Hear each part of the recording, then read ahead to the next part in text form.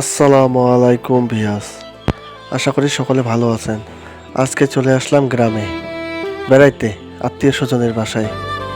চারপাশে ভিউ দেখে মনোমুগ্ধকর পরিবেশ, প্রাণটা জুড়াই গেল। আপনাদের মাঝে ছোট্ট একটি ব্লগ তৈরি করলাম, চলো দেখতে থাকি। সবুজে শ্যামলে ঘেরা আমাদের এই বাংলাদেশ। আমাদের এই ফসলের মাঠে সব রকমের ফসল চাষাবাদ করা হয়, ধান, ভুট্টা, গম ইত্যাদি। তাই আপনাদের মাঝে কিছু ভিডিও ধারণ করতেছি, বুঝছেন না? এই যে ভুট্টা লাগাইছে, ভুট্টার ফলন, বাম্পার ফলন এসেছে এবারে।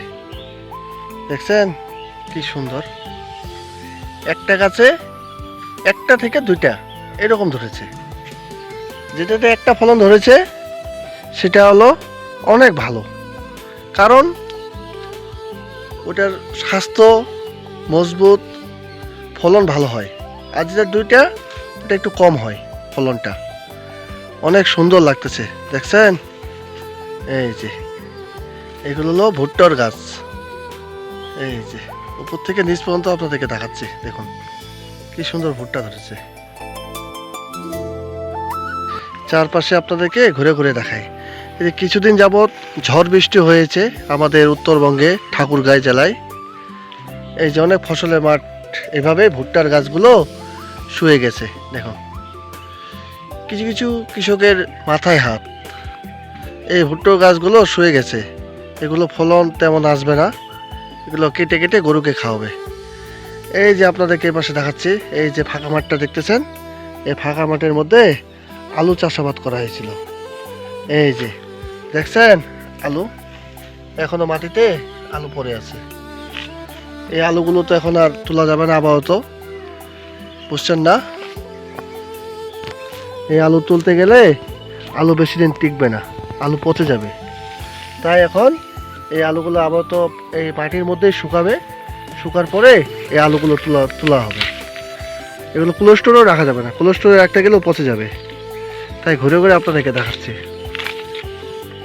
এর পাশে হলো আবার আপনার ভুট্টা ক্ষেত, দেখুন চারপাশে ভুট্টা ক্ষেত আর ভুট্টা ক্ষেত। অনেক সুন্দর একটা ভিউ। এটাই হলো গ্রাম। গ্রামে আসলে এরকম উঁচু উঁচু বিল্ডিং দেখতে পারবেন না, কিন্তু ফসলের মাঠ আর ফসলের মাঠ এগুলো দেখতে পারবেন। এই জীবিকা নির্বাহ করেই তারা তাদের সংসার চালায়, বুঝছেন না?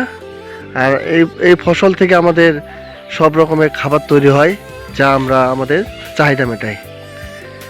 এই যে গ্রামের মানে বাড়ির পাশে যখন ফসলের চাষাবাদ করা হয়, এরকম নেট দিয়ে চারপাশে ঘিরে দেওয়া হয়, কারণ গরু ছাগলের উৎপাত বেশি, এই ফসলের মাঠ নষ্ট করে দেয় গরু ছাগল। তাই এই নেট দিয়ে তারা তাদের ফসলকে রক্ষা করে। দেখছেন এদের কিছু গাছ আছে, ছায়া দেয় মাঝে মধ্যে। কৃষকরা তাদের এই ছায়াতে মানে গরম নিবারণ করে, এখানে ছায়ার মধ্যে বসে। তাই ঘুরে ঘুরে আপনাদেরকে দেখাচ্ছি চারপাশে। ভিডিওটা কেমন লাগলো লাইক কমেন্ট করে জানাবেন। সবাই ভালো থাকবেন, ভিডিওটা দেখতে থাকি।